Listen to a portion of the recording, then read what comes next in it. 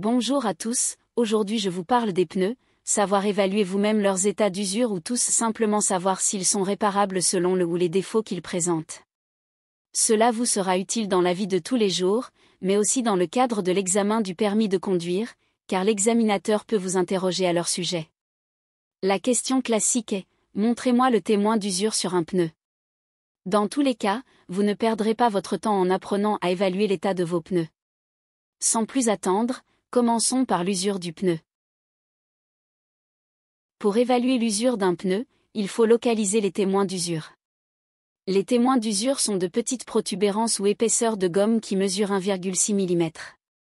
1,6 mm représente la limite au-delà de laquelle le pneu n'assure plus une tenue de route suffisante, notamment sous la pluie. Lorsque ces témoins affleurent la surface du pneu, il est temps de les changer.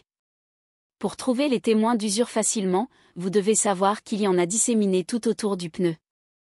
Ils se trouvent plus précisément dans les rainures principales, c'est-à-dire les plus larges qui se trouvent généralement au milieu de la bande de roulement et qui font tout le tour du pneu. L'astuce consiste à faire glisser le bout du doigt dans la rainure jusqu'à sentir une bosse. Maintenant, nous allons voir comment évaluer l'état général de votre pneu en détectant d'éventuels défauts. L'un des défauts habituels se situe sur le flanc du pneu, il s'agit de la hernie. Cette hernie se présente sous la forme d'une grosseur sur le côté du pneu. Ce défaut apparaît lorsque le pneu a heurté violemment un obstacle sur son flanc, par exemple un trottoir.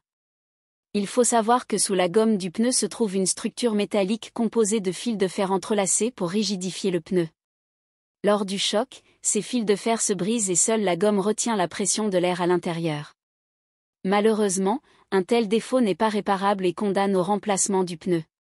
Autre défaut possible, toujours sur le flanc, la déchirure. Comme son nom l'indique, il s'agit d'une déchirure, qui peut être provoquée par un couteau ou bien un violent frottement sur un trottoir par exemple. Là aussi, le pneu n'est malheureusement pas réparable. Pour terminer, nous allons voir les crevaisons qui sont réparables ou pas. La plupart des crevaisons sont causées par une vis ou bien un clou. Il faut savoir que seuls les trous positionnés dans la bande de roulement du pneu sont réparables. Tandis que sur le flanc du pneu, c'est impossible. D'ailleurs, en règle générale, tout défaut sur le flanc d'un pneu n'est pas réparable et condamne le pneu à être changé. Nous voici à la fin de cette vidéo. Si elle vous a été utile, merci de mettre un pouce et à vous abonner à la chaîne pour d'autres infos utiles. Et si vous avez des questions, laissez un commentaire plus bas. À bientôt et bonne route.